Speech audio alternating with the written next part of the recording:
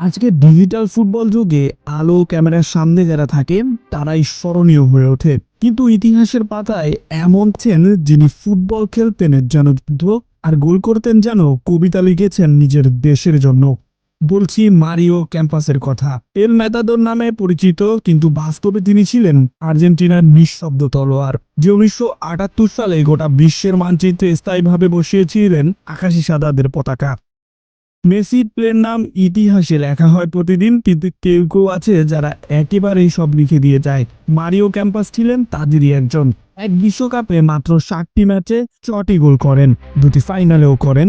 একই আর্জেন্টিনাকে এনে দিয়েছিলেন প্রথম বিশ্বকাপ। সেই সময় পাসিং পার্টনার বা পজিশন বোঝার সুযোগ ছিল না, ছিল প্যাশন আর শরীর দিয়ে খেলার যুগ। আর ক্যাম্পাস দৌড়ে প্রতিপক্ষের বুক চিরে চাপতেন, যেন তলোয়ার হাতে এক যোদ্ধা নেমেছে দেশের হয়ে যুদ্ধ করতে।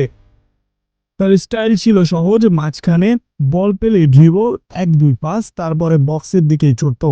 মাথা নিচু, কিন্তু লক্ষ্য ছিল পরিষ্কার, জাল কাঁপানোর। তিনি ছিলেন না কৌশলগত জাদুকর, ছিলেন আবেগের বিস্ফোরণ। তার প্রতিপক্ষের বক্স ছিল তার কবিতার খাতা। 1978 সালের ফাইনালে 2টি গোল করে এনে দিলেন আর্জেন্টিনার প্রথম বিশ্বকাপ। পুরো স্টেডিয়াম জুড়ে তখন উল্লাস। ক্যাম্পাস দাঁড়িয়েছিলেন নিজের মতো, মাথা নিচু, নিঃশব্দ, যেন বলছিলেন, আমি তো শুধু নিজের কাজটাই করলাম। একবার ডিয়েগো ম্যারাডোনা বলেছিলেন, before I made Argentina dream, Mario campus made it possible. Mario campus আর্জেন্টিনার প্রথম বিশ্বকাপ জয়ীর মাঠের যোদ্ধা। তিনি গোল দিয়ে নয়, গৌরব দিয়ে ইতিহাস লিখেছেন। আপনি ছিলেন আর্জেন্টিনার পেছনের বাতিঘর, সেই নিঃশব্দ আলো যা পথ দেখায় আজও 1978 থেকে 2022 পর্যন্ত।